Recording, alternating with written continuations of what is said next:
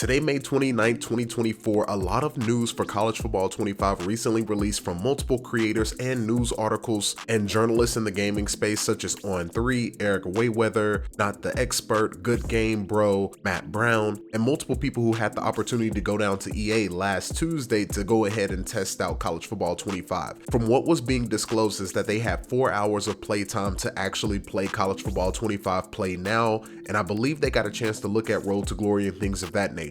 And also they had some presentation for them to show the differences in things like home field advantage and things of that nature. But outside of that, let's get into the details of what we got from these creators and journalists. Now, one of the first things that IGN talked about in gameplay specifically is X factors are no longer present in the game. Now, something that you can go ahead and take note of though is that players have 5 physical abilities and 3 mental abilities that you can build up to get situational boosts. Now, those abilities are archetype limited, which means you can't max everything out. And with the mental abilities, this is in comparison to home field advantage composure that ties in with that. Having a QB that can handle the road atmosphere will be critical. It'll make you think twice about starting a true freshman just because they have the physical abilities you like. Along with that, coaches will have some abilities as well. Now, this doesn't mean every single coach, but coaches will also have certain abilities such as calming their team down on the road to give them situational boosts. That doesn't mean it's going to last all game,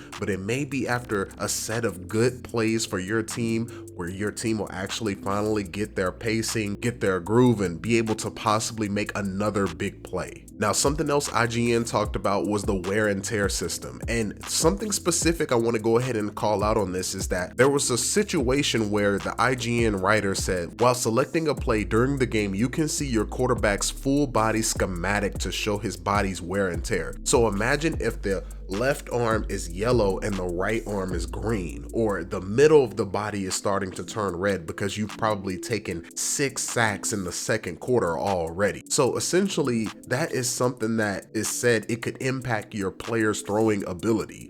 The next thing was mentioned is that if you overuse a player, you can truly risk injury, especially after multiple serious hits. So substituting your players and using multiple players at different positions will be good. Now, continuing on with gameplay details, Eric Wayweather mentioned that left stick movement is good. You can manually beat defenders with good left stick skill without even using the right stick ball carrier moves. But he did have to mention this, that ball carrier moves with the right stick, such as the juke, spin, the stutter, the dead leg, things of that nature, he felt they weren't as good as 14, which is NCAA 14, or even as good as the previous Madden games. Now, obviously, he did play an early version of this game, so this could be tuned by the time we get to the game, but outside of that, that was something he noticed. He also mentioned that tackling seems to be tough / hard overall. So going for hit sticks felt tough overall, and tackling overall was hard in general, and something he noted that he didn't like. Now, it's one of those things that he was once again on an early version of the game,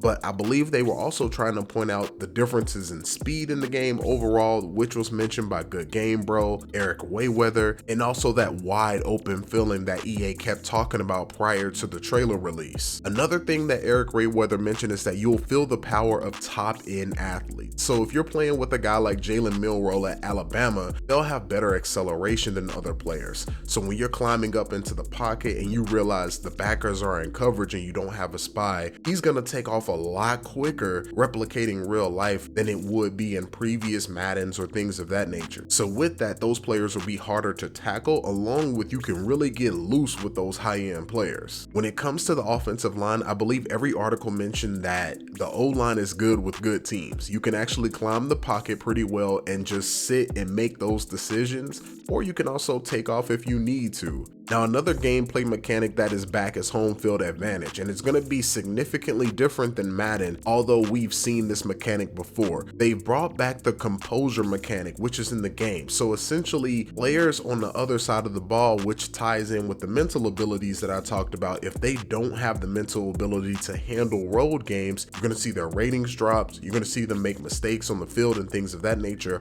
along with quarterbacks. If they don't have the mental capacity or the ability to to handle playing in a place like a whiteout Penn State or OU when they're chanting Boomer Sooner, etc., etc. The lines will be extremely squiggly, the loudness meters are back, which we knew that, but I think that's going to be something that actually is going to play a part. And every person has mentioned that in play now that they struggled with this, rather they were getting penalties or they were getting sacked and things of that nature. It impacted the game overall for them. Now, something Eric Wayweather did mention is that the game feels electric. Now, in my opinion, that may be due to the atmosphere of college football along with the speed difference that each article mentioned. So that's the speed of high-end players, also the speed of the game overall with that wide open feeling. I'm actually looking forward to seeing the difference in it when we actually get some more footage of it. Now we can get into Road to Glory. Now in Road to Glory, you'll pick between one of 5 positions, which is quarterback, wide receiver, running back, middle linebacker, and cornerback. And in addition to your star level, along with the present individual attributes that will allow you to lean into some strengths over others. So with that, you'll know that star ratings are going to be in the game, which will dictate how your player is presented.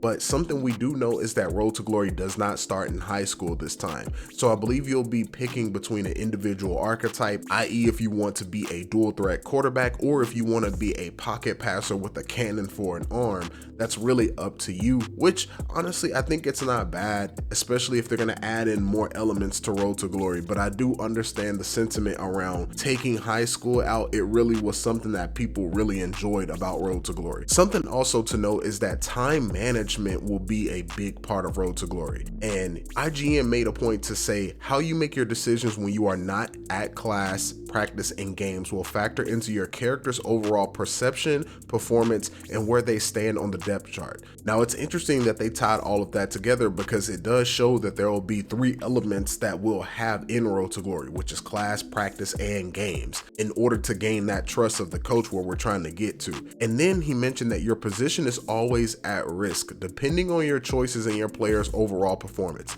Now I did have an experience of playing college football, and that is something that is part of it. You do feel like even though you may be the guy for now, coaches are always evaluating you on a week-to-week basis. So when it comes to maybe going against a certain team, your coach may feel like somebody else may be a better fit for that week versus you. And now we're getting into Dynasty, and you can either start out as a head coach or have a humble beginning as either an offensive or defensive coordinator, which is cool and a really good new feature. Each coaching position has its own skill trees you can choose from, whether it's one that can boost the team morale or do a good job at snagging recruits to commit and sign. And with the mode supporting up to 30 seasons, you can start as an offensive coordinator and work up to a promotion at the same school or leave and head coach at another school. So look, that's a good look to know that in Dynasty there's levels to it where you really can just be a part of a program and be an amazing D coordinator like the Kirby Smarts of the world when he was at Bama, and then go to Georgia or whatever the case may be. Another thing that they mentioned is that custom conferences are back. Now this doesn't mean that you can create a conference from scratch, but you can revive the Pac-12. So for instance, right, players can put up to 20 teams in a conference, but they cannot create a new conference from scratch. Now, the only bad part that I notice is going around is that draft classes cannot be exported into the new Madden, and that's just the unfortunate part of contracts, licensing with the NFLPA, things of that nature. So they're not going to be allowed to do that because once a player goes from college to the NFL, they don't always sign those NFLPA contracts, i.e. what we see with Marvin Harrison Jr., and you're not legally allowed to just move him into the next game just because you want to. Outside of that though, they did talk about the Road to College Football playoffs, and essentially this is an online only mode that is ranked where players will pick a team and battle online against other players as they race to win a national championship. As is common with other ranked modes, you start off as a recruit and you can work your way up to the Heisman ranks. So that's going to be pretty cool to have something to earn and play now. I wonder how they're going to set that up as far as like how it'll look in the game and what rewards you'll get if you make it to the Heisman level. Now, last but not least, I want to go ahead and talk about the little details here, and that is the weather impacts. So from a graphics perspective, the animations for rain on the field and the way it kicks up and splashes look great, but it also caused a gameplay change and how fumbles will start to happen more consistently. So that's something actually to keep in mind. Rather, if it's snowing, the game may slow down, or players may not be able to take as hard of hits, or if it is raining, the ball is going to be slippery, players are going to be dropping easy passes that you would assume are catchable and things of that nature. Along with the kicking system, now the kicking system isn't going to be that curved shape that you see, or that L shape. Now it's going to be, once you hit A or X, whether you're on the Xbox or PlayStation 5, and land in the zone, you're going to continue to hold it down and fill up the meter on the arrow for your kick power. So if you go into the red, which is you've gone too far at this point, you'll lose distance with that. So now it's like with everything else, the kicking system is based on your kicker's ratings, attributes. So the more accurate a kicker is, the less the miss that you have on the meter impacts him. But outside of that, I wanted to give you around 15 to 20 details about College Football 25 that we got today, May 29, 2024. Apparently we're supposed to get some more news tomorrow, which is going to be a good look, or Friday, I'm not sure, but make sure to stay tuned. Let me know what you think of the news that we have so far with this. I wanted to make sure I can show you as much as what I found, along with make some comparisons to the trailer that we have currently at this moment. And if you want to know some of the best teams to join in your road to glory in College Football 25, be sure to click on these videos at the end screen. Hey, look, we already touched on the quarterbacks, wide receiver, and running backs, and we're gonna get to those DBs soon. But outside of that, if you enjoyed, like, subscribe, and I'll see you in the next one.